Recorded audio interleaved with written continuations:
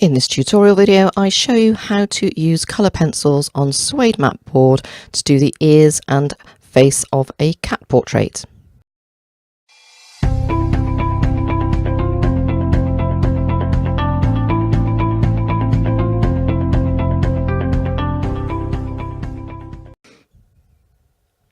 Welcome to part 3 of the cat on suede mat tutorial. In the previous parts I showed you how to transfer your line drawing, and then in the second part how to create those eyes, and now we are going to switch over and start to work on building up the fur. So we're going to start to put in some touches around the eyes here first of all, and then we'll go up to start working on our ears, top of the head, down over the cheeks, the muzzle, the top of the nose. We'll do the nose itself and just around the chin, and then the next video will go on to the muzzle area itself.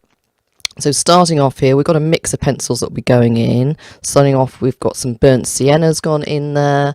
We will be picking up some purples and blues to work on here. This is the indigo blue, which in the Caran D'Ache Pablos range is not quite the same dark indigo that you've got in the Faber-Castell range. It is more of a purpley blue, and I tend to use a lot of purples in amongst my browns, so a little bit more of the burnt sienna going in there now.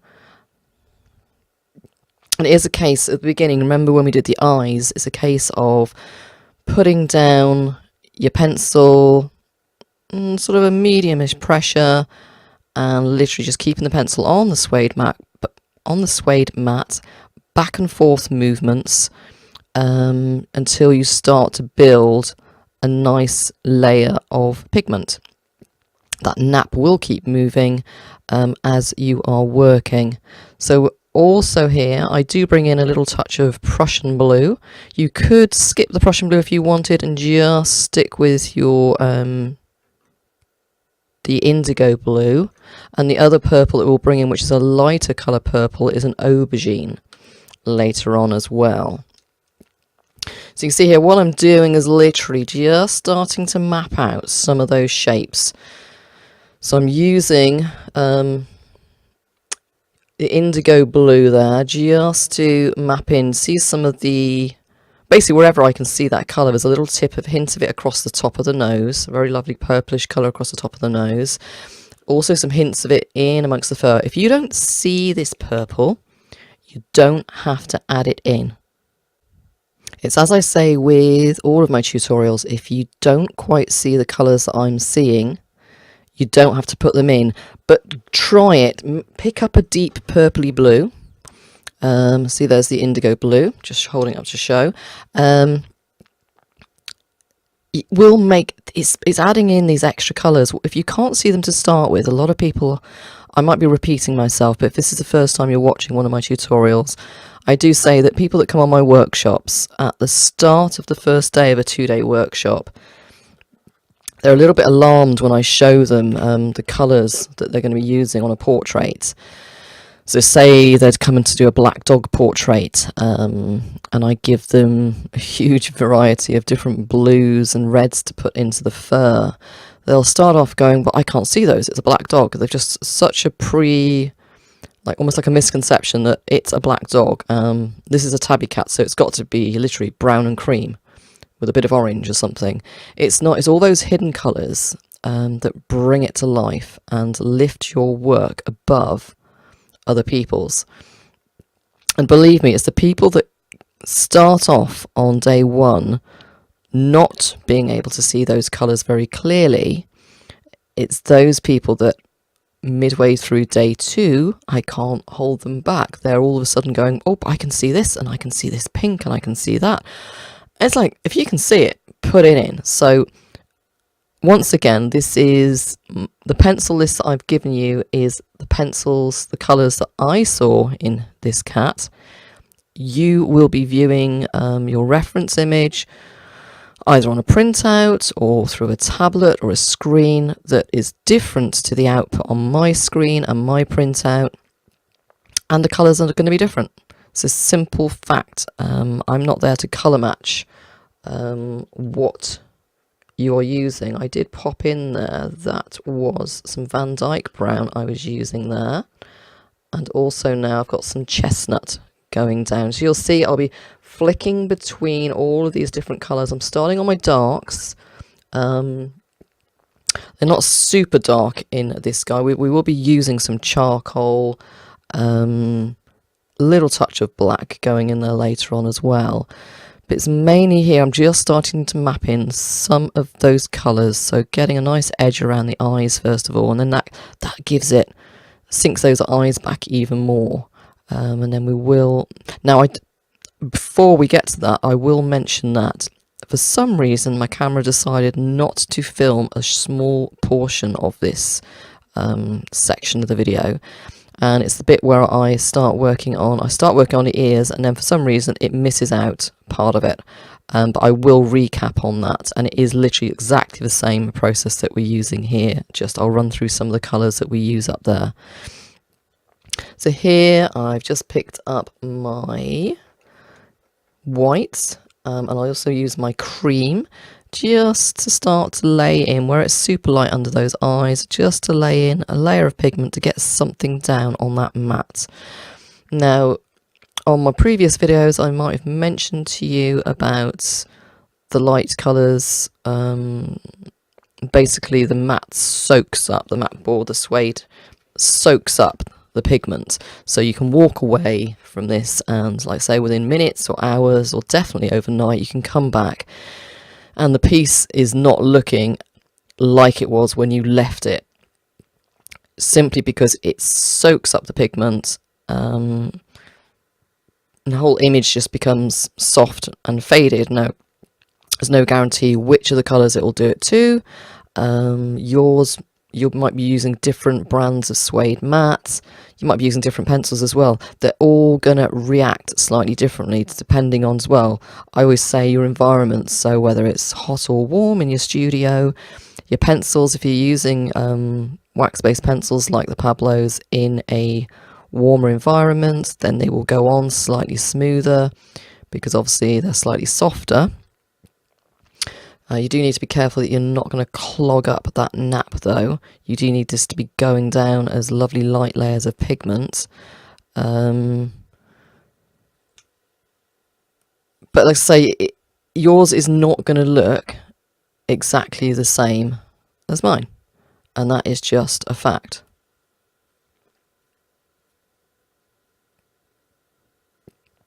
So going in here, we've also now got, this is the Venetian red, which is very much more of an orangey colour.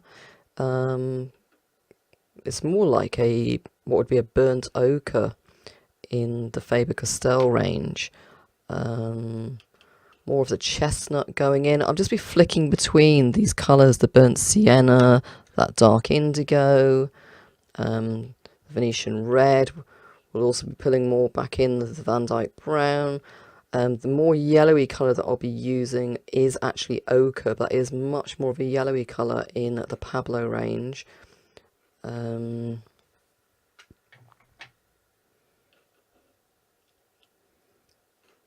I say then we will be pulling in some of our greys as well. And there is actually a brown ochre that does get pulled in. They do say the Pablos, that's why partly I use the Pablos for this, because of the softness. They're softer than polychromos, but also their range of browns and tans I wanted for this portrait is perfect. They just really fill the gap in those browns that Faber-Castell don't seem to be able to do.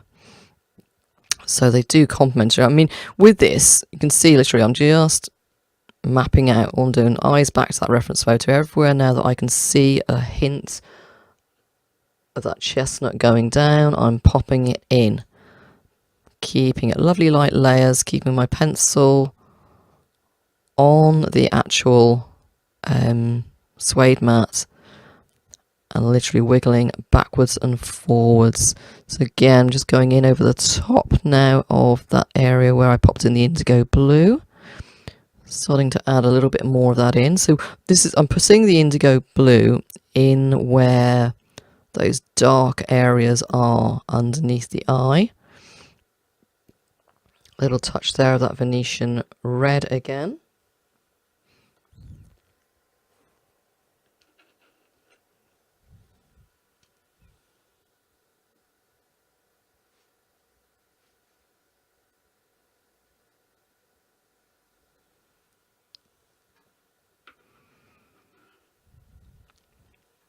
And you will be surprised at how many layers you can get down on here.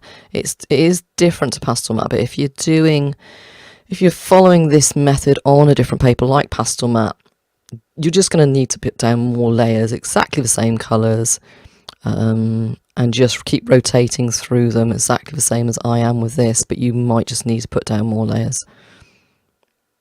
With the suede matte, I mean, you can embrace it as much or as little as you like. You can... I stopped at a certain point. I could have carried on adding more and more and more. It gets to a point where close to the end I will use a workable fixative just before my last layer. You could use workable fixative, you know, sort of like a few times if you like, and keep going back in and really increasing that detail. So it is pretty much a realistic version of the reference photo, but I try and stop it. I try to make sure I keep it as artwork rather than being just a straight copy of that reference photo. So just using that ivory black there just to fill in some of the nostril detail and down the septum of the nose, just enhancing again into those under those upper eyelids as well. It's just little touches. I can't just say, you know, take this area and fill it in with this colour and then change it to this colour. We are rotating through our pencils quite quickly because it's not a plain coloured cat. We can't put down a decent base coat. It is multicoloured up here, so we need to be popping our colours, our highlights, our darks all in pretty much at the same time. So I've just switched to literally, I was going to go in here with my cream. And then I've decided, no, let me go in there with my white and get a really lovely light undertone in there. I can then go over the top again with my cream and my ash grey, my beige, all of those sort of warmish colours up through there as well. But I've just thought, well, no, I'm going to grab it. I'm literally going to accentuate it because these lights are going down so soft and I know that they're going to seep in and vanish a little bit. I went in there with the white at this point just to give me a little bit more of a lift. So now that, see where I put the cream in now over the top, the cream's not going down straight onto the grey, warm grey pastel matte, suede matte, warm greyish colour suede, the shadow colour. It's given it a little bit of base just on the brightest highlight. Rather than putting white over the top of the cream, we've put the white underneath it, and that gives the cream a little bit more of a boost. So I will be pressing quite hard here as well, so probably sort of like a pressure 5 here. That's the ash grey there as well that I bring in. Those are my warm, my light highlight colours. So I've got your white is your a cold highlight. That silver grey was quite cold, and we've also got a light grey that's cold as well.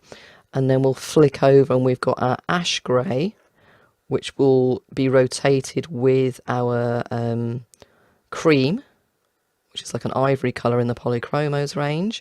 And also we've got a beige, and the beige is sort of, I think I look at beige as being more brown. When you say beige to me, I look at it as being like a creamy brown colour. But in the Pablos range, it's more of a warmy grey. It's the one that you would use before then switching down to like your Bistra. And there's a brownish beige as well. It's very much a creamy, a grey colour.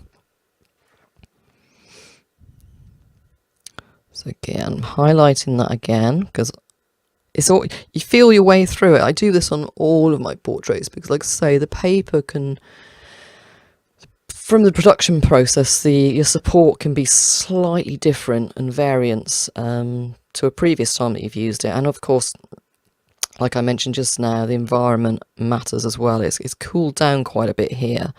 In the summer it was really hot in my studio, but now it's cooled down, so my pencils are probably a little bit harder. They're not going down quite as smoothly, so it's just taking me a little bit more effort.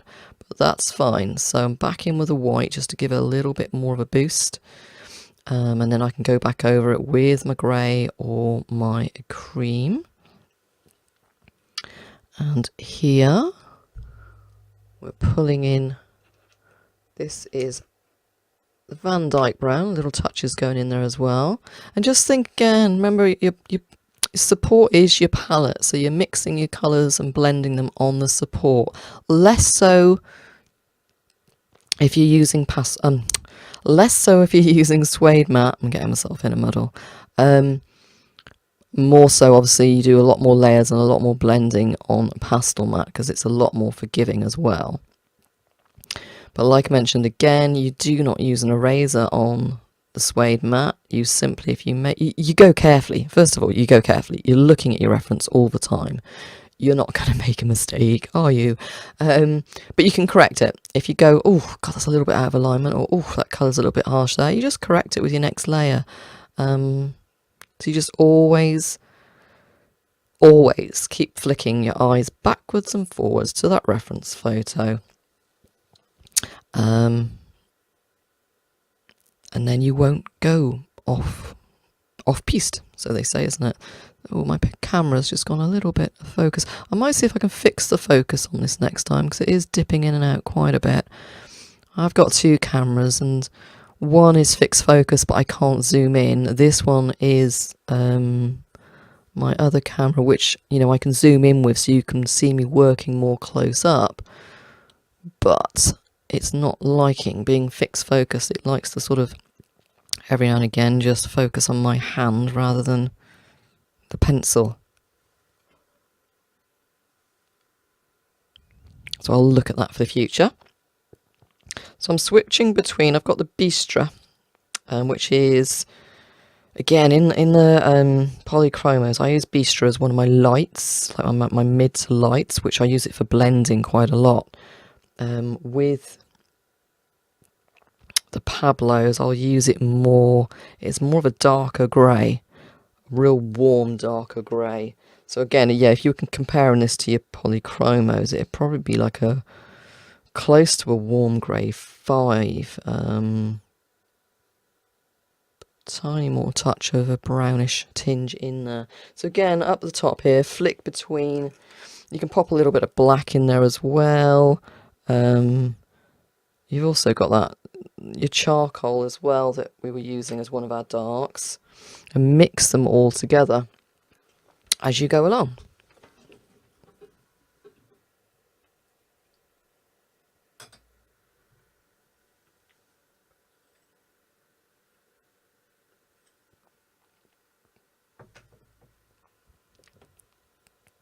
So just starting to map in the top of the ears now. Again, just feeling my way around the top. And I've got a feeling in a second, this is where we lose part of the video.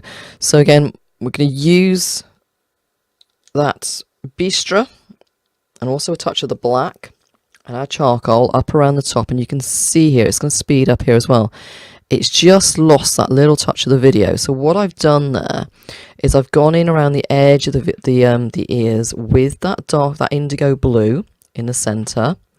Also a little touch of the Prussian blue around that centre as well. They're all bluey areas.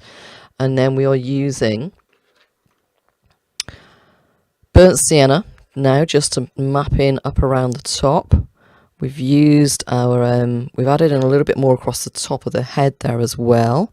Exactly the same as we were doing before. Again, this isn't brought to completion, it's just starting to pop in the edges.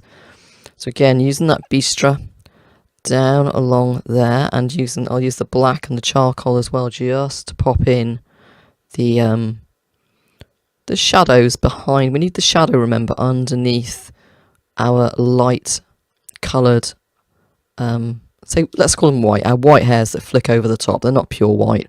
But the light hairs that need to flick over the ear, we need to put in that recess, the dark shadows within the ear, even though they're not actually that dark. But we need to put in those hints. So we put all of those in, and then we'll flick our colour and our lights up over the top. So there we go, we're in there with that indigo blue, that purpley blue again. You see I'm working from the outside of the edge coming in, so that way I'm almost like doing like curved triangles cutting into where then from the inside of the ear we'll flick the light hairs out over the top. But just wherever I can see a little hint of that colour now, you see I've started to drop down. I'll move around different areas, because when you start putting colour down in one area, so say up over that left ear, all of a sudden it'll then pop up of like, oh, it's over in that right ear. Oh, there's a little bit on the cheek. Oh, there's a touch more on the nose. And that's when you start flicking between all of your pencils. Your eyes are just picking up the colours, and your fingers and your pencils can't quite keep up with what you're seeing. But keep this loose. See, look where I'm holding the pencil. Halfway up. Obviously, this one's a shorter pencil. And also I need a tiny little bit more pressure in there, because I need it a tiny bit darker. So don't be afraid to press a little bit harder. If you've got a definite line there and you know you're putting it in the right place, just press a little bit harder there.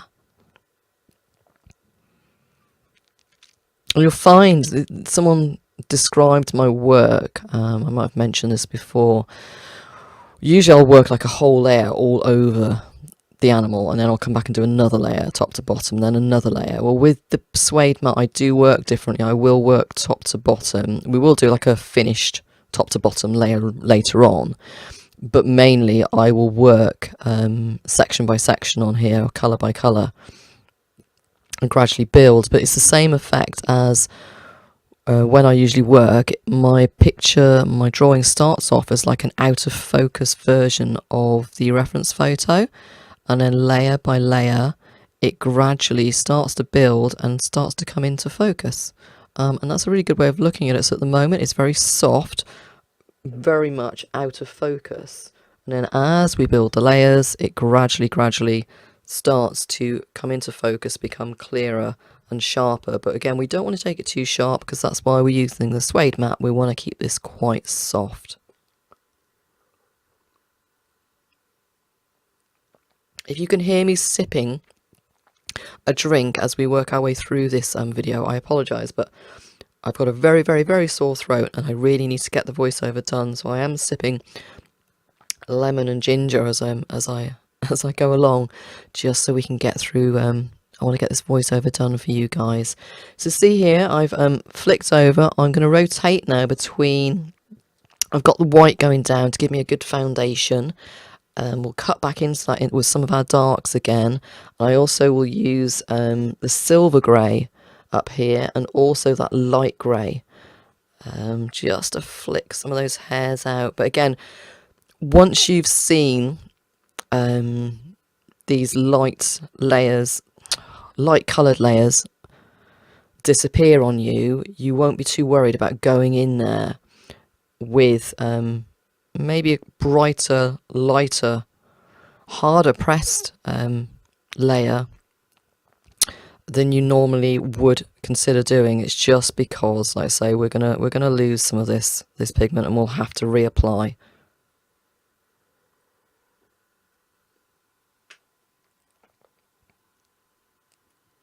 So as always, working from the back forwards, we need to make sure we've got that ear recess done before we can flick the fur in front of it up over.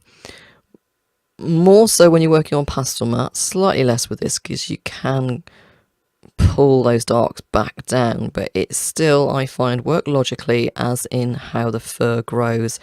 And just flick that, make sure you've got your darks in behind, and then you can flick your fur out over what sits behind it. So here we've got we're going to rotate in between that burnt sienna, we've got silver grey, using some of our whites, the orangey colours, you can use that Venetian red, or you've got the hazel. The hazel is the lovely one that very much matches that burnt ochre in the polychromos. If you feel it needs to be a little bit browner, you can use the chestnut and that Van Dyke brown instead of the burnt sienna. But again, it's just little hints. Like I say, there's little touches of the oranges and little touches of the bluey purples all in here. It's just little touches. So you can see now on the right hand side just how much pigment there is starting to go down on there. Now going in over the top, I've got the cream, little touch of the chestnut, little touch of that burnt sienna. Just keep rotating, little touches. And you'll find sometimes when I'm putting this my pencil down, I call it a wiggle. I literally put the pencil nib to my support, press down a little bit, and then I wiggle it until it releases the amount of pigment I want in a certain area. So I'm not even putting down like fur texture, I'm literally just putting down a little small block of colour using a wiggle of my pencil.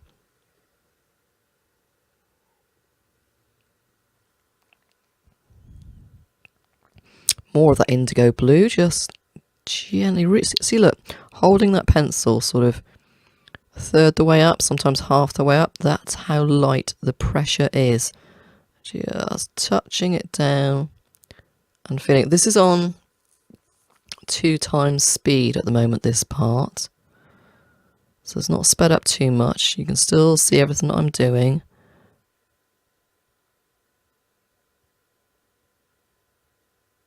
And again, it doesn't even have to super match the reference photo.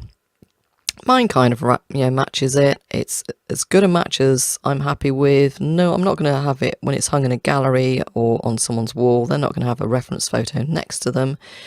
It's about injecting your own style, your character, the character that you want the cat to have, the mood, the feeling.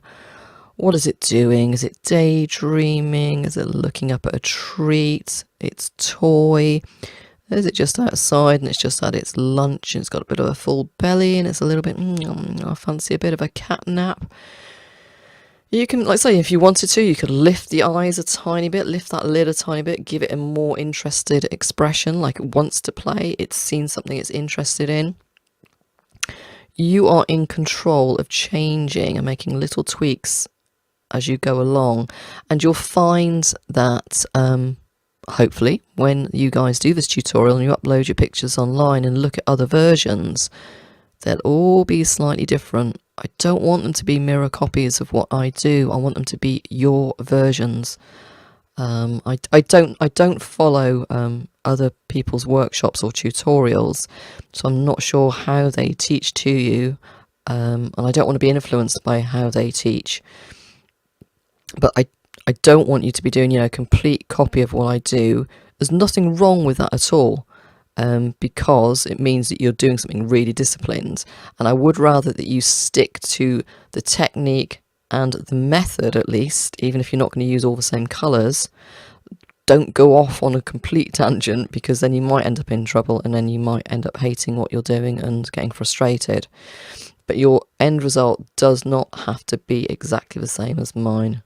And it shouldn't do anyway, to be honest. It is going to be your interpretation of that reference photo, following the techniques, and hopefully using some of the colours that I'm giving you.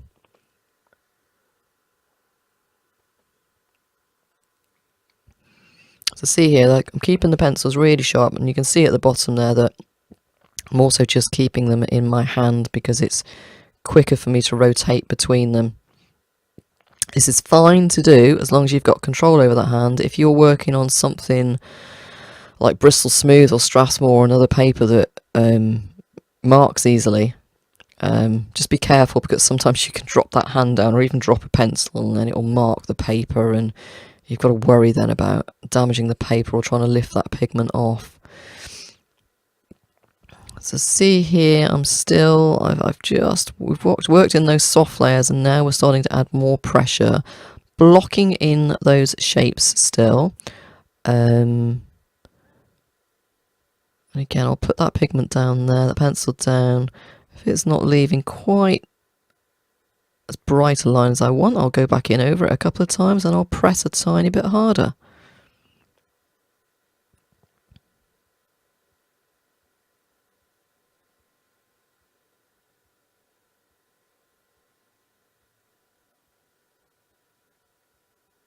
But yeah, those chunks of texture, like where the eyebrows are, we can cut back into those with our darker pencils later on to give them real fur texture.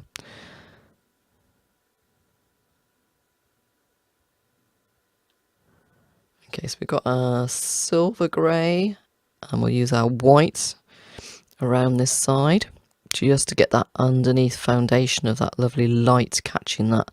It's quite bright in, very much where the skin is showing through, on that hard part of the exterior of that edge of that ear.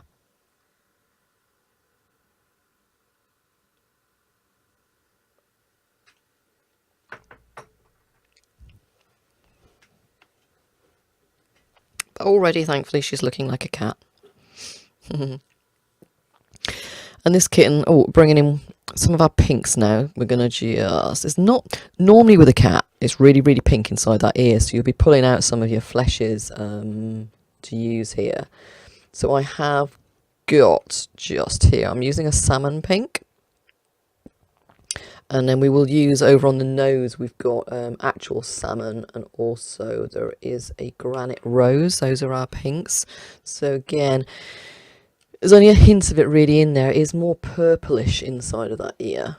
And greys, touch of beigey colour in there as well. But softening back where I've had that dark indigo and I'll keep calling dark indigo, indigo blue, the purpley colour in there. I'm just softening it now by rubbing one of my lights over the top. And you can do that with your light grey or the white. Here I'm using the white over the top. Because the white just gives me more control over how that is going to blend. I just literally want to lighten it. I want to soften. I want to keep the colour value of the indigo blue, but I want it lighter. I don't want to be mixing it with anything else that's got a different colour within. I don't want to change the colour. I want to keep the colour, just lighten the colour of it. Lighten the tonal value of it. Okay, so it's going to start to build and give the impression of some of that fur coming up over the top of that dark purplish blue area now, exactly like we did on the other side. So I'll start to press a little bit harder, start to mark in some of those lines. If they're not catching, I'll just go in, repeat. So when you do these flicks, you put in more pressure at the base and then you push away and lift. You lift at the end, and that's what gives you that hair, that fur, that individual flick of the fur. You literally, it's a flick away. So you press down, push away and flick. Just try it on a sample piece if you need to. If we were working on a slightly darker suede mat as well, we wouldn't need to obviously put in so much of our darks. Our lights would be showing up so much more. But equally, when we leave them overnight and come back, they will have vanished that much more as well. So I've got the light grey there as well using. And I'm pulling that pink back out again. So that's salmon pink. We're just pulling some of that back in towards the inner corner of the ear. But again, I'm just glazing over the top because there's just not enough pigment down there to flick these whites up over the top.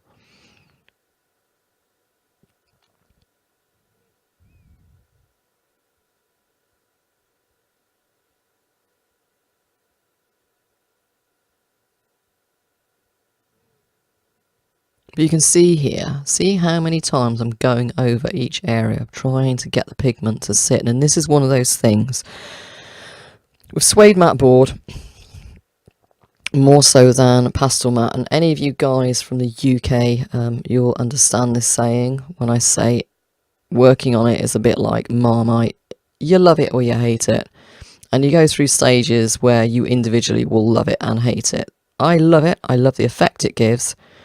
But boy, sometimes when I'm working on it, do I absolutely loathe it. Because it's like, pastel matte's great. I suppose I've used it for that many years. I sort of pretty much know, even if there's a problem with the paper, that I know that I can get around with it. If there's an issue, I know I can, as a workaround. But the suede matte is just, it's a bit like velour. It's so different to how you work on anything else. And it's so frustrating sometimes because it's like, well, I've been over that section, 10 times sweeping this pencil and it's still hardly showing up. And I'm putting down quite a bit of pressure now when I press the pencil and do those flicks. It's like, how much more pressure do I need? And then you're already thinking in your head of like, oh my God, do I need to put down some workable fixative now? And it's like, no. Patience is another test of patience. Same as pastel matte, it just tests you and pushes you just to not rush. You can't rush this. You can work quickly, but it is a case of, you still got to build that pigment up just in a different way. And here I am pressing quite hard with that grey as I'm trying to get that down.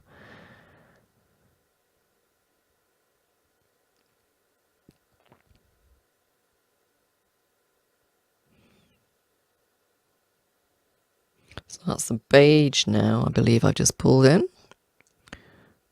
And the beige, if you look on that inner ear area, that fur just where it meets the top of the head, it is very warm. So if you're looking at your polychromos, your Faber-Castells, you look at your warm greys, I use my warm greys as I merge into using sort of beige and my light browns. So it's a very muddy browny grey colour. So that is why I would have pulled that one in there. And also another one, you've got your beige, and also there is that brownish beige which you could use in there as well, which is slightly darker. So going in again with the whites and trying to make those flicks show up. A bit more pressure, and press and flick. And then I'll need to cut back into those as well, because sometimes you'll press and flick so many times next to each other that it becomes one big block. So sometimes you just need to break it up. And it also allows you to build your layers. You can break it up and then flick your hairs over the top again, and that'll give you 2 or 3 different layers of not only pencil but of fur laying one on, hairs laying on top of each other.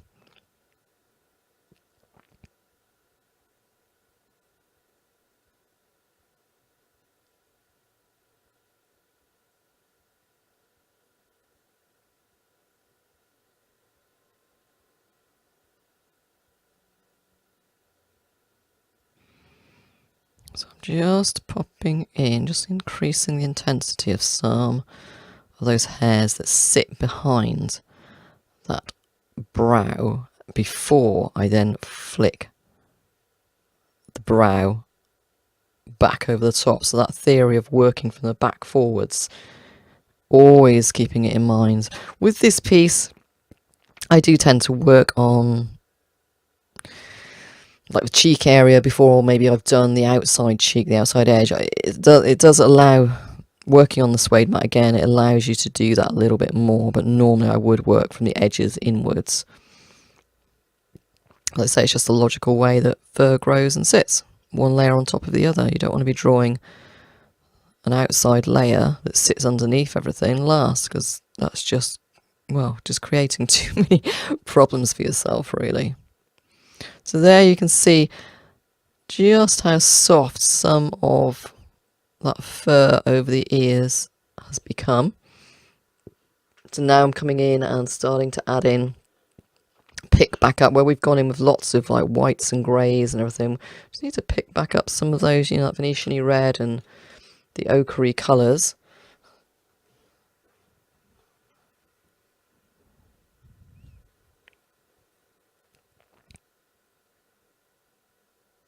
And then cutting through those colours, I say it's just layer upon layer, working your way centimetre by centimetre from the back and the top down and forwards. So that's the lighter pink going in there now. That was the granite rose, just softening up some of that outer edge of the ear.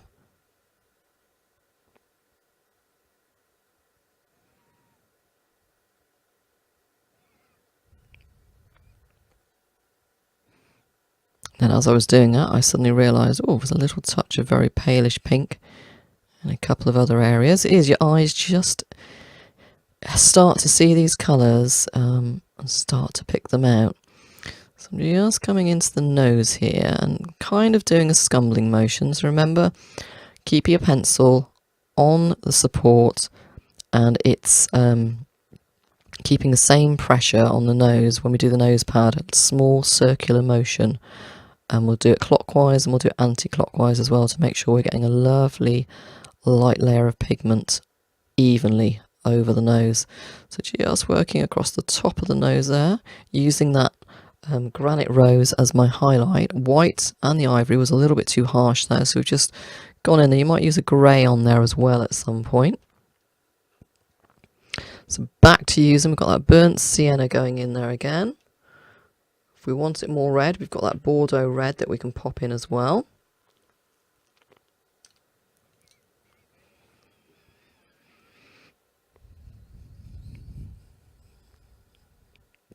So if you look at, I've given you the list of pencils. If you want to use the Pablos and you don't have them all, go onto the Caran D'Ache, or just pull up a Pablo colour chart and just see how close some of the colours are. So like the hazel, Venetian red, just see how close they are and just go with one or the other if you don't want to buy both.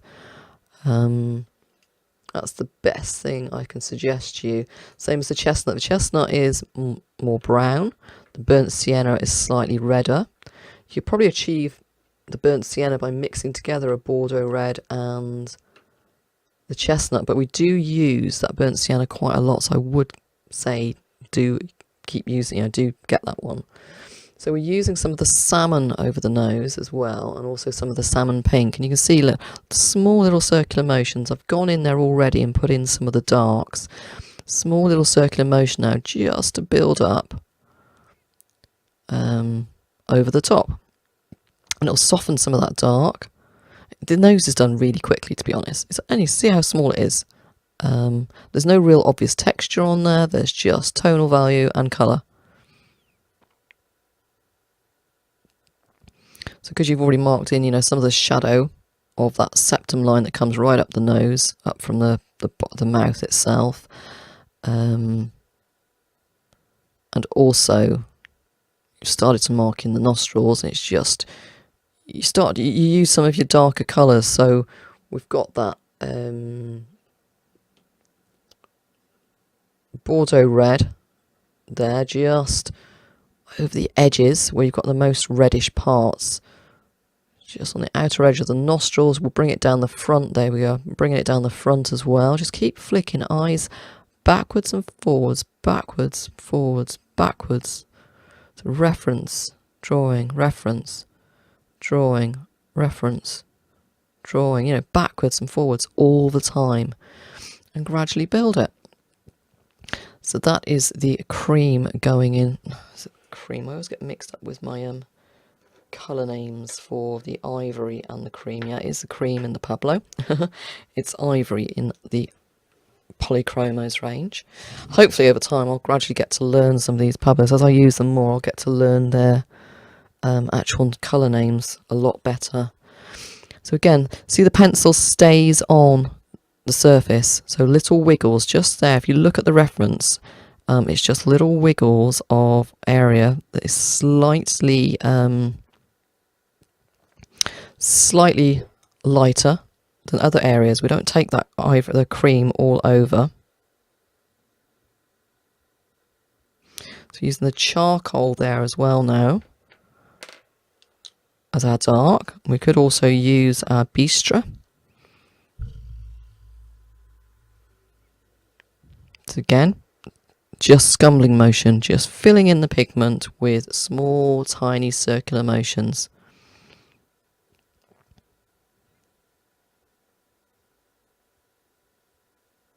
But it's imperative here, when you're doing things like the nose and individual features. The fur you can go a little bit lost on if you want, but with the nose and eyes and things, you need to stay within your lines. You need to keep them anatomically correct to the reference as possible, because otherwise you'll have a wonky nose. You'll have an eye looking in one direction and the other one in another direction.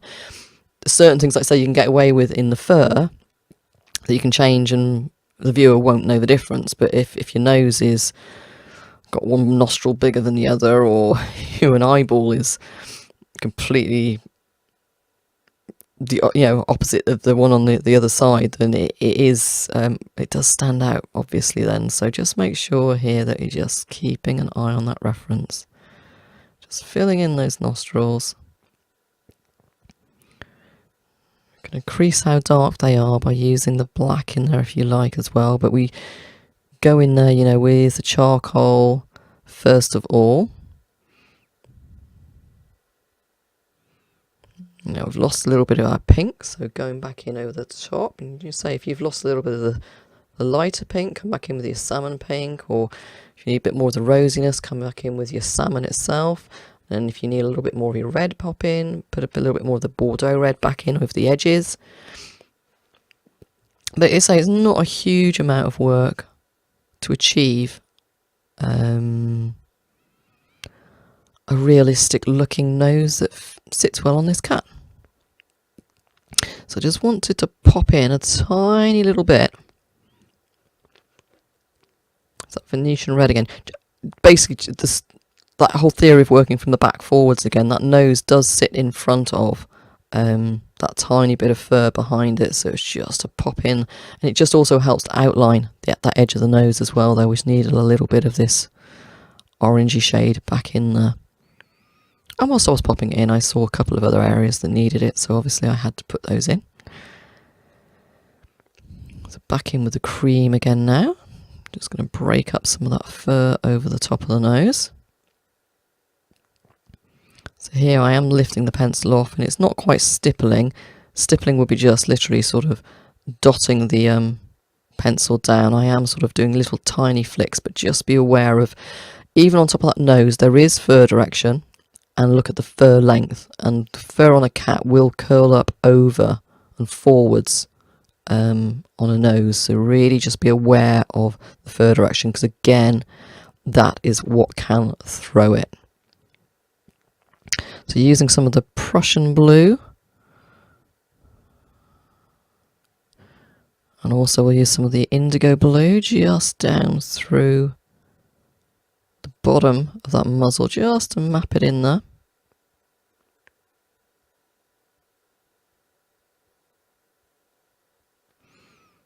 And same then, just mapping in a tiny bit up over the cheeks. It's quite hard doing the voiceovers for these, because if I did them as I went along, then I might not concentrate quite as much on the drawing, and the drawing might not flow quite as naturally. And even though I don't work this the tutorial pieces quite as naturally as I would say a piece that I was working with no pressure to create a tutorial from, I can just totally relax on those and work really naturally. So if I want to work all over in one go and really vary my colours as I go along, I can. But when you're working on a piece that's for a tutorial, I have to try and keep it quite logical. Even though with this one I am a little bit all over the place, I can't simplify it anymore.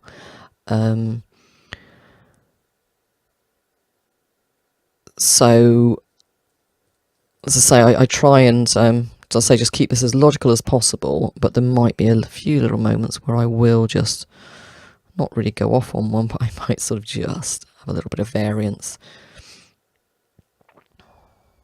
So a little tiny bit of just putting some white base down on here, just so again it starts to build up that light pigment that I know is going to vanish.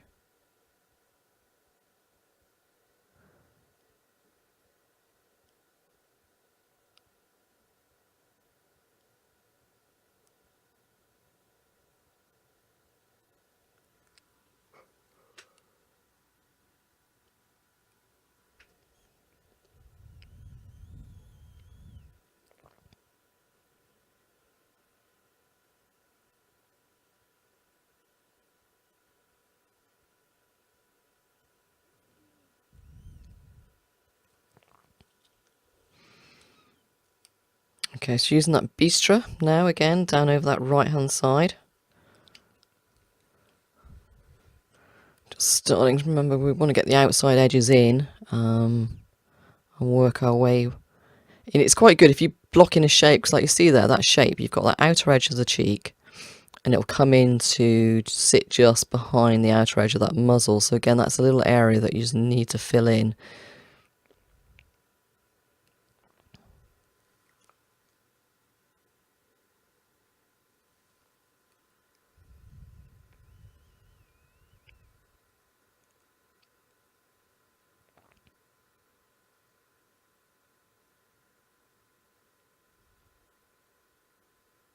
Not strange then, because I'm flicking my eyes backwards and forwards. I've got the reference photo here as I'm watching the playback of the video. And I was just looking at the reference photo then, and as I was using the bistre and I stopped, I looked up and I was like, oh, I need to add a little bit more dark in there again now. And that's exactly what I was obviously thinking when I was doing the drawing. So I've gone actually and I've pulled in my black just to super emphasise a couple of those areas again inside the nostrils. There's a couple of areas that all of a sudden need to be really pushed in value. So I saw it again now as I was working, exactly the same as I did when I was doing the drawing, and hopefully you guys will have done the same thing as you're working. Just keep stepping back and having a look, and you'll go, oh, that I can push that a little bit brighter there, I can push that a little bit darker. Again, always keep in mind that, you know, we're going to take it to about 90-95% complete, and then we'll do a complete top to bottom. Just always allow for that anyway. So again, I'm just using that black now because it is quite dark over there. And even putting the black down with a slightly lighter pressure, it's not coming out as like a solid black. It just, where we're, like where we're putting the white down and then putting a cream over the top, it gives us a nice foundation. If we put the black down and then we can go in over the top with our charcoal or a burnt sienna or something, it'll just give us a nice, the two will blend and give us a nice dark reddish shadow or marking, like the markings on this cat. So I know this kitten, she's a cross between a Maine Coon and a Norwegian forest cat. Hence, that is why she caught my eye, plus the fact that she lives in the village, and so I could go and take my own reference photos was amazing. I know with actual Maine Coons, they do have a slightly more tall, they might have longer fur, definitely more of a wispy point on their ears as well. And she was quite hunched down in this photo when I took it. Okay, but we're just rotating here between, I've got that Prussian blue, we're using the indigo blue, we're putting in some of our burnt sienna, a little bit of black, getting all our darks in there, and then we'll be going in with our our cream, and our ash grey and beige, and breaking it all up again. So now I'm just going to push the value up and start to work the front of that muzzle there.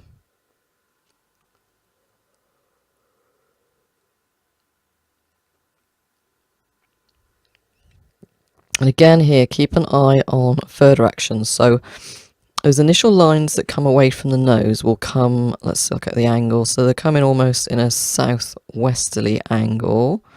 So sort of to the left and down, but then as they come down to where the follicles and long whiskers come out of the left hand side of the muzzle, you'll see there that the fur then is actually flicking up in a northwesterly, so to the top and to the left.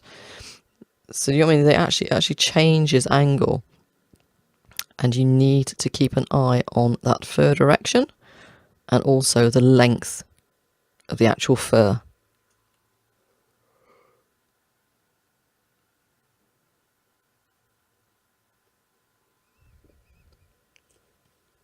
So So really pushing quite hard over on that right hand side now to darken that up, flicking between the bistre and the black. Now we've got the darks in, I'm going in and starting to put in that Venetian red again, and we'll also use that hazel for our oranges.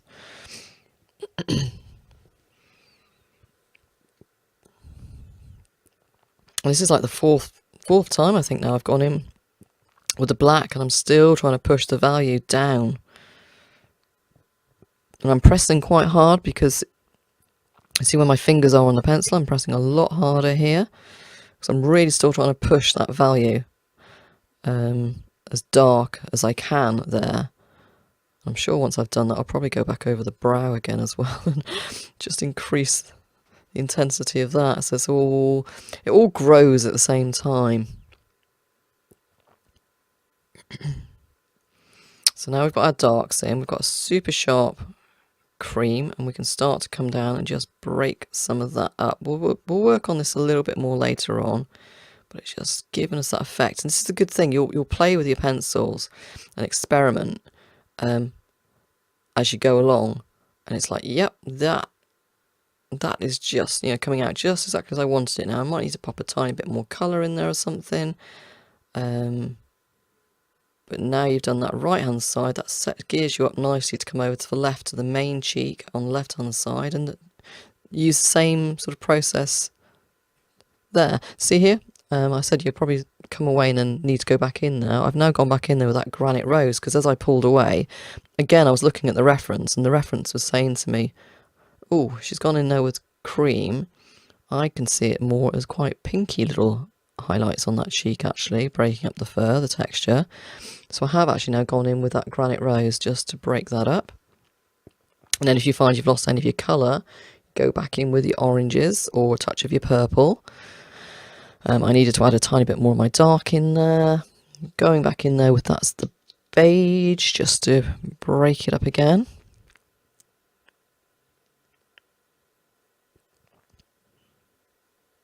Now I'm starting just to come forward and marking in the outside edge of the that muzzle, starting to put in the basic shapes now of that muzzle.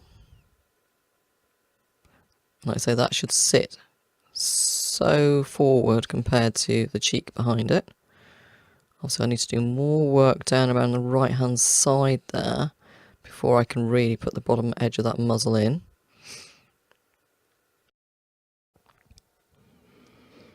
Okay, so I've grabbed my pencils now to start work over on this left hand side area. So we're pretty much going to be repeating exactly what we did over on the right hand side. Oh, just me getting in front of the camera. I'd forgotten my glassine paper, that's what it was. So yeah, again, make sure you've got that glassine paper under your hands the whole time that you are working. Suede mat is the last thing you do because you've got oils on your hands, same as any paper. You don't want to sort of crush the nap of the paper anyway, but two, you don't want to get any oils into the paper.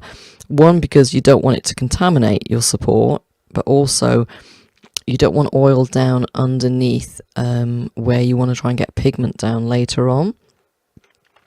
So we're using again some chestnut again here for our browns. We're also using our bistre.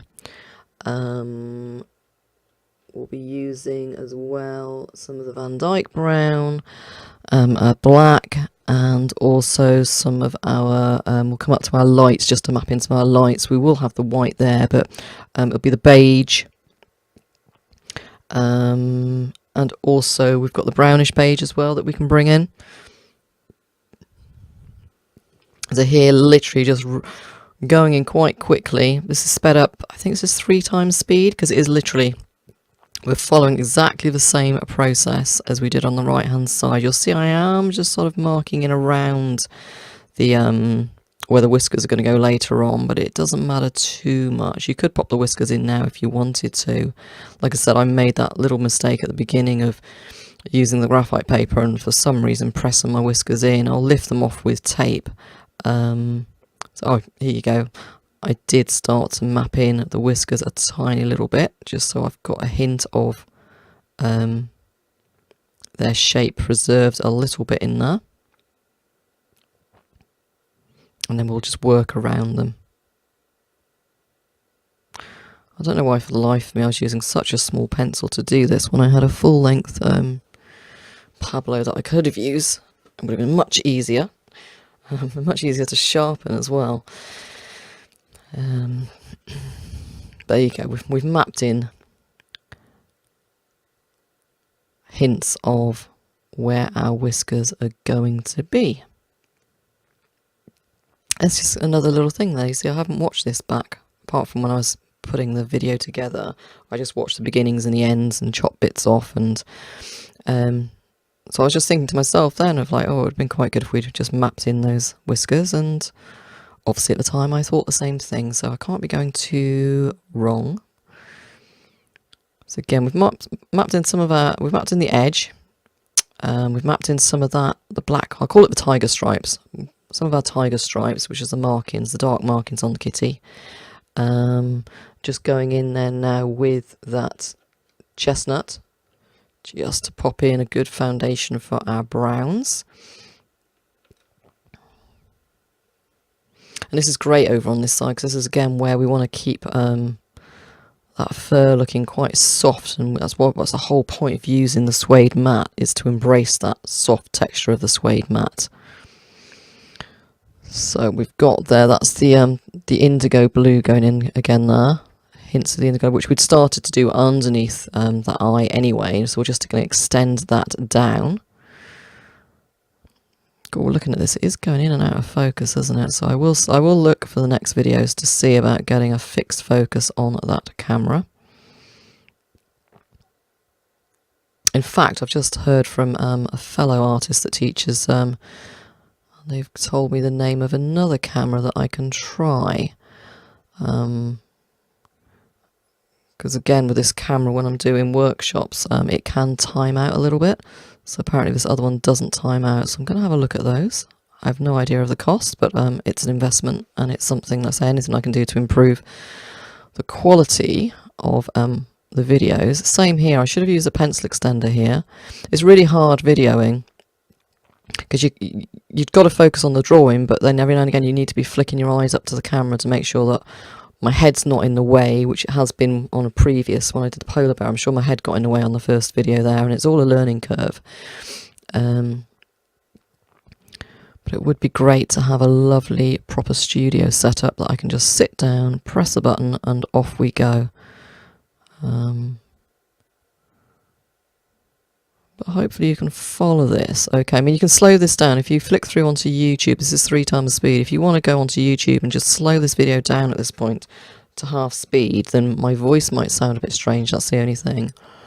But if you need to just slow it down just to watch it. But all I'm doing is literally just filling in around those shapes. Wherever I see the darks, popping in more now that indigo blue.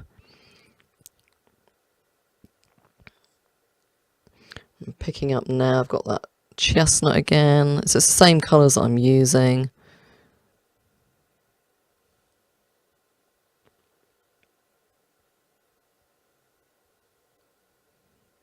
To be honest, this is the charcoal, and I know it after a little while.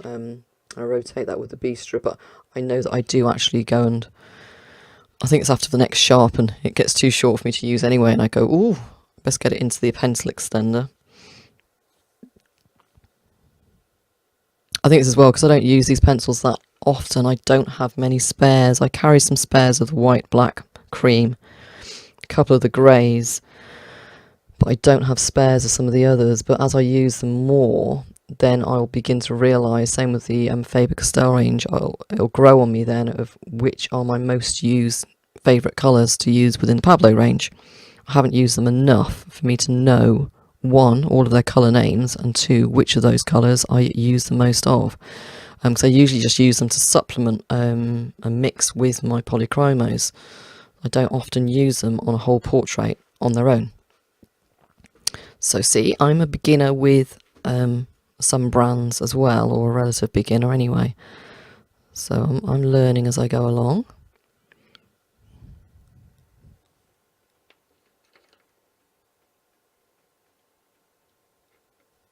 So this is some of the Van Dyke brown there going in there now. The Van Dyke brown, to me, when I look at the actual pencil, yeah, I know it's brown, but it almost gives me the appearance of like a greenish brown. It's quite a warm colour again, but it's strange. I think if I had the choice, I would still mix these with my polychromos, but for this drawing, like I say, we've just stuck to using all Pablos. I did bring in some of the aubergine there. If you notice that purple is the aubergine going in there as well now. Varying that between that one and the indigo blue, which is the darker purple. The same as we did on the other side, working from the outside in. We've got in some of our darks, we've put in some of our mid-tones, which is the orange and the purple, and browns, and then we're breaking it up with our cream, some of our ash grey, and some of our white. And just working our way forwards. Obviously on the outside edge, on that left side, it's more creamy, and as it comes in underneath that that eye is more white, or even using the silver grey there for those little lighter colour hairs there.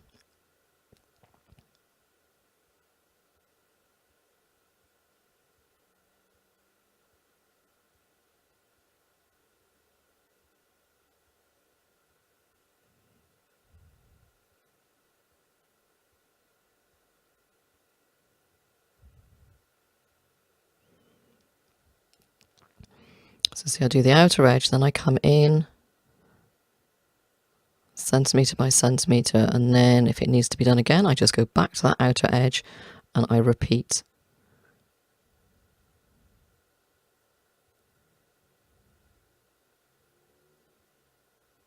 Now as I come in here now, this is like the third, fourth time coming in here, starting to nice sharp, change the angle as well. If you lift your pencil up so it's almost pointing straight down, then you can do those little sharp stipple hairs.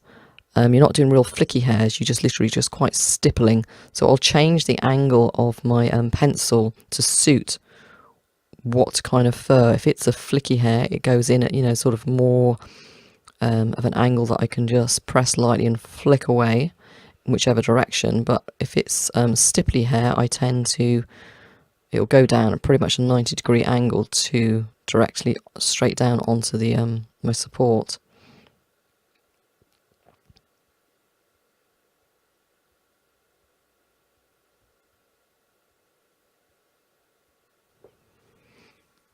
I'm working backwards and forwards here, so as well as flicking the hair out over onto that left-hand dark tiger stripe, I'll also be flicking it back up into the next tiger stripe. So see there's two tiger stripes there, the two dark stripes, so I'll be that light shade, I was flicking it out over to the one on the stripe on the left and also flicking it up into the stripe on the right, and then I'll use my dark and push back down into that light stripe in between, if that makes sense. So see here, we've done that outside edge, just working our way up here. I just want to mark out that area of the muzzle clearly there. Okay, so just mapping in hints at the start of some of those whiskers again. And again, for the life of me, I don't know why at this point I picked up that short white Pablo when I had a full-length one to hand. There you go, you get engrossed and then like you don't look around properly, you're so engrossed in what you're doing. And that's the good part, if you're in the groove, you don't want to spoil it. So we're just getting a bit of foundation there. You see I'm going up and down. So I'm pushing that pigment either side of the nap of that suede.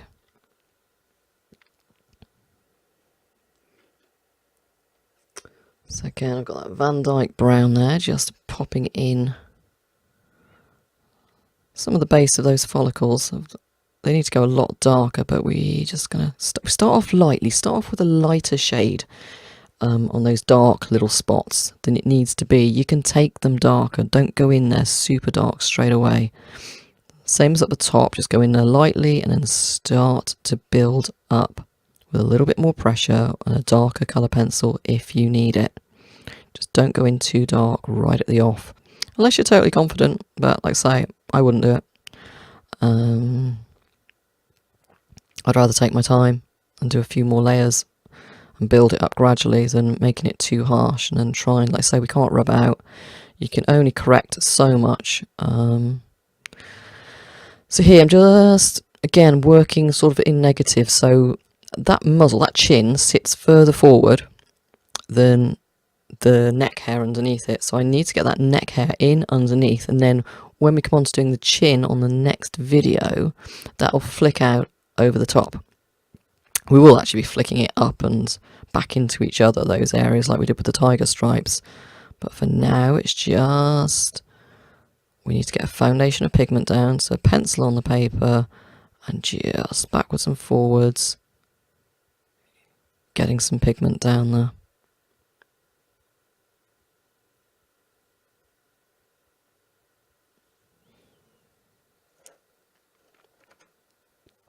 So we'll pull in here. We have got other greys that we pull in. So we've got the slate grey, which is quite a dark bluish grey. There's also a greyish black that we can use, but again that's quite bluish. But for here we're still going to carry on using the Bistre and the Van Dyke brown initially, and just building up more layers with a slightly heavier pressure. And you can see that is working around those whiskers quite nicely. You can add in a little bit of black if you need to, but the black is a little bit more harsher. Use a light pressure if you do go in there with some black. But softly, softly. You should have a nice feel for it by now. You should have a feel for the suede mat, so you'll either be loving it or hating it as you go along at this point, because you've done enough work over the top. You've done your light fur layers, as in your lighter colours, your whites over your ears, some texture over the head, and also you've done some of your darks and midtones on the cheeks, so you'll have a good variation. Oh, of course you did your eyes previously, so you'll have a good variation of different textures that you need to achieve with your pencils. So you'll have a good feel now of how the suede mat works. And of course by now you might have also had the pleasure of walking away for a session and coming back and seeing some of it is sort of softened and faded, and so you need to rework it all. But just don't be disheartened, it's just a fact. It might not happen, and if it doesn't happen, that's an absolute bonus for you. But just be aware that if it does, it's not in your imagination, it's just something that can happen with suede mat. So here, like I say, all I'm doing is just looking at the shapes along the bottom there. Now I'm going in with more pressure. See, the first layers I did at the bottom edge of that chin, I went in quite light layers. Now I know that right underneath, I've just got the reference here again now, right underneath that chin is much darker. So I can go in there with more pressure. So now I have pulled out the charcoal. So I'm just, again, you see I've lightened up the pressure now. Because it's a darker colour, a darker tone, I'm using less pressure to achieve what I want to do. And that means that I'm saving the extra pressure for later if I need it. So if I'd rather do this with two or three light layers of pressure rather than going in there super hard straight away.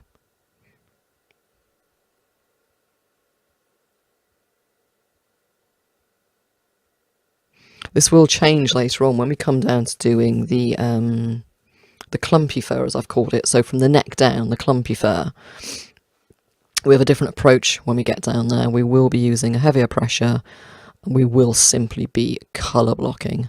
So now, if you look at your reference, you'll see it's very dark recess right underneath that chin. It softly mutes up into the lighter colour fur. But in between, we have got a hint of our soft brown. So we can use we've got the brownish orange, which we can use here. We've also got the Van Dyke brown that we were using before, and here again. So again, we can push that one. So we're just carrying on around here now, exactly like we have done on that left-hand side. Over on the right, there is a deeper shadow. As the further around we come, so the bottom edge, the bottom marking of the right-hand side of the mouth, where that points down, it gets much darker in underneath there. And especially up under these whiskers here later on, it's very, very much darker. So we can go in there a little bit more confidence, like we have done there, and just start to map that darkness in. And again, by popping that in, that darkness, it instantly pulls the chin forward for us. So this is why I work dark to light rather than light to dark, like some people do. If your darks are in place, then it already, like I say, it sinks things back, gives them dimension, and you can just pop your lights on later on and they instantly sit forwards. So, but there's no right or wrong. You can choose whichever way you like. This is just the way that I've naturally sort of evolved how I draw, how I use colour pencils on these surfaces. I'm sure if I switched to using smoother papers, I would also have to switch my methods to working in reverse, which, again, I do find when people come on my workshops, it's the more experienced colour pencil artists that struggle the most, because I work dark to light. If they've not worked on textured papers and supports, they are the ones that have been working light to dark usually, and they are the ones that struggle the most to get their head around the fact that your whites will go over your black later on, regardless of how dark and intense that black is. They just don't seem to comprehend right at the beginning. There's real frustration that they have of like, but it won't go down. I've got to preserve my lights. It's like, no, you don't. You just go in, get all your darks in, your lights will go over the top. Not quite as much with the suede mat, but enough. Enough for me to say that, yeah, your lights do still go over the dark. So see here, I've gone back to exactly as I was before. Quite a lightish pressure, backwards and forwards, keeping the pencil on that suede mat, just putting down a lovely soft layer of pigment. So I've just speeded up again there now, because all we're doing is just repeating what we were doing, filling in, blocking in, all the way along there. You see, just by putting that in over the top of that dark, it's just softened up. We will need to increase the level of that intensity of that dark, that tonal value, as we go along on that bottom edge. But we'll do some of that first of all using our Bistre and our Van Dyke brown. And then, like I say, going in here now with, use your charcoal first of all, or you can go in with your black where you're confident that it's super dark. Just go in there and start to pull in some of those darks right around that bottom edge. Just keep looking at that reference photo as well, though. Look at those. They're just shapes. They're just shapes. You're not drawing fur, you're just drawing shapes. So it's almost like curved, I call them curved triangles. Curved triangular dark shadow shapes cutting up into the light. And then later on at the next stage, we will start to then pull the lights down into the dark and vice versa as we refine it. So as I've done in the previous stages, I get a little bit distracted and I start to map in some of my shapes and my lines for the next layers that we'll do when we come down to the clumpy fur. It's just a natural progression, so it feels like one's merging into the other rather than it just being a completely separate head to the rest of the cat. So see here now, I'm taking those shadows quite dark, but I'm doing it gradually. And also laying this black or the charcoal over the top of the Bistre and the brown. It just gives it a softer look. I'm pulling in some of that, some burnt sienna there as well now. Because if you look at the reference, there is some like more reddish tips, especially coming down where that meets the top of the fur of the body. So the chest fur, the neck fur that sits underneath, and it gets popping a hint of that in because that helps then me to get the value of that, how dark that shadow needs to be behind. So you see here, literally, I just want to start to pop in some of the outline of that chin.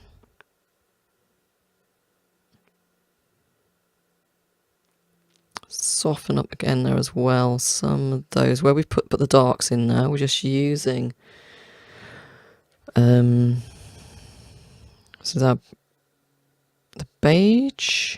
Yep, some of the beige. The brownish beige, sorry. Just pulling some of the brownish beige now. The brownish beige will sit on top of that bistre.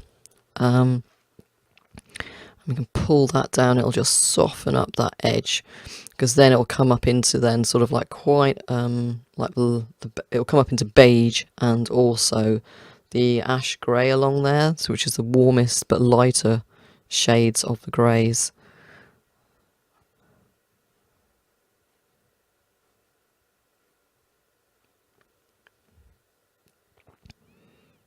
So just lifting and softening all of those edges.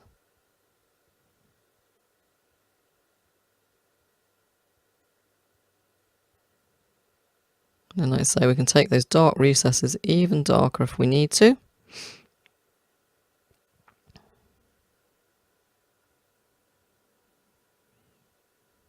Yep, and as we came up around that corner, I did look at the reference and I thought, oh, I can see some more of our lovely purples up around there. So just popping a hint of those in. That's the aubergine going in there, which is the lighter of the purples. And we'll come back in later on as well when we do this area with the indigo blue. A little hint of that Prussian blue as well. But obviously you can see already anyway, if you look at your reference, you know how dark that has got to go in there. So again, we're just trying to give ourselves some shapes here. Just very, very, very lightly placing in some of the colour that I can see in there. We're also going to have some of the that Bordeaux red. You can see on the top of that chin, underneath the mouth, there's some hints of red there as well. But again, we'll work on that when we actually work on the chin.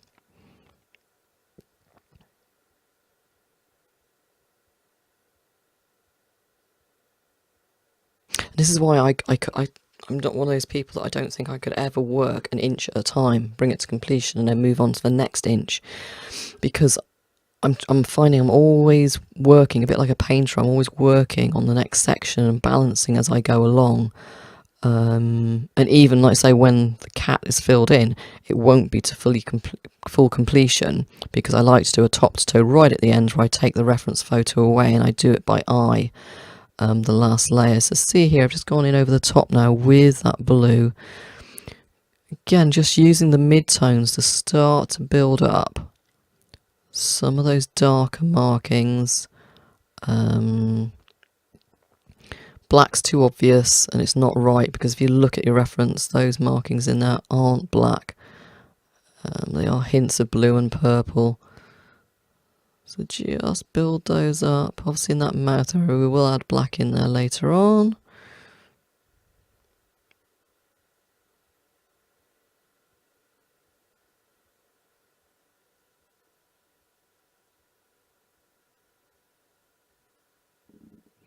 We'll also need to take that purpley blue up a tiny bit more into that muzzle area.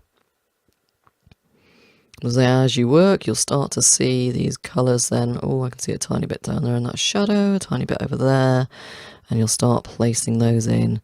So now we just need to go back in and just increase some of that brown there. So brown ochre would be good to bring in here. If you need any darkness in there, you've got chestnut on the end as well. But your brown ochre is probably your best one here.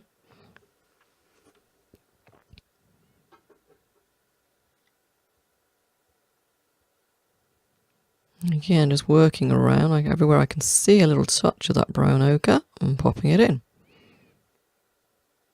Again, over this right hand side, you could have popped those whisk lines in as well, same as we did on the left, just so we've got something to work around. I am kind of going around them, but it might be a good idea if you do get yours in.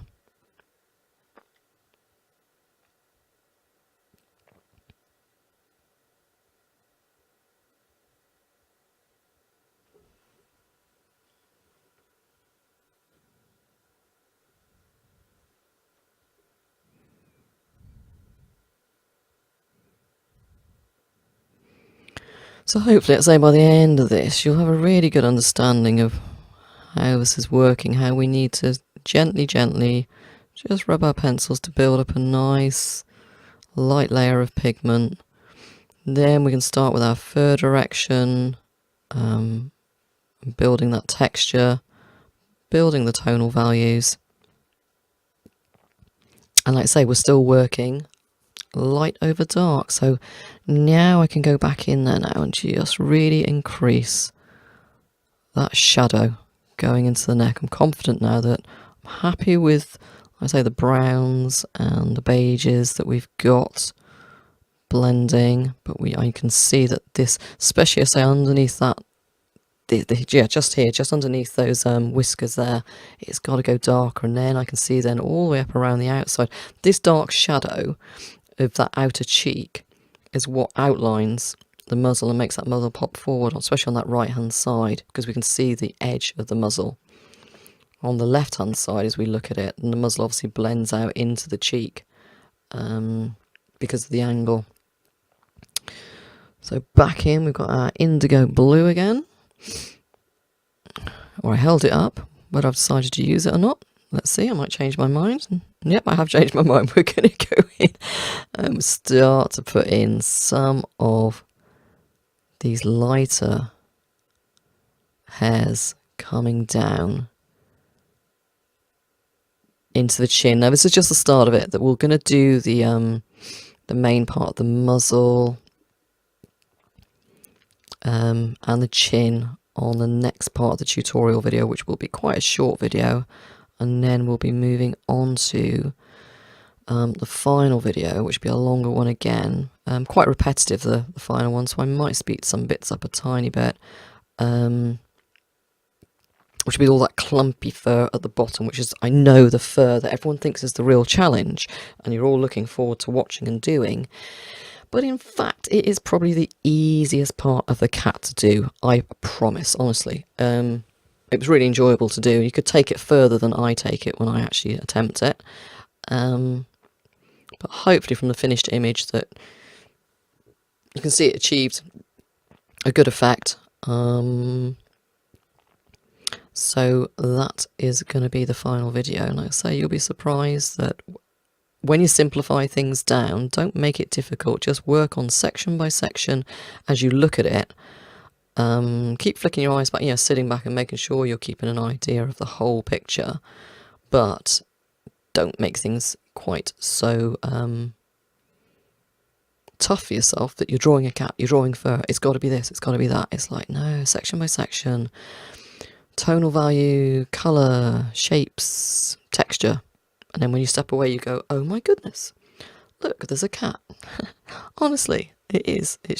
Yeah, I've had more practice, but that is all the theory is behind this. So see here, I literally just added a tiny bit of highlight just below that dark area. And all I'm doing is just pulling, because this is going to blend up into white and also like a bluey white. So like a silver grey on that right-hand side of the chin. I just want to make sure I'm softening that fur. It's so soft there under that chin. It's going to blend lovely, and I'm working my way upwards, so from the shadow up. We did those browns, those beiges, those greys, the chestnut, and now we're starting to pull some of that white fur of the chin down as a little tester to see that we're at the right level. And like I say, then we will move on to the chin for the next part of the tutorial videos. So this one is coming to an end now. And I hope you've enjoyed watching this part, and we will be on to all that quite difficult fur around the muzzle for the next part of the video. So thank you very much for watching.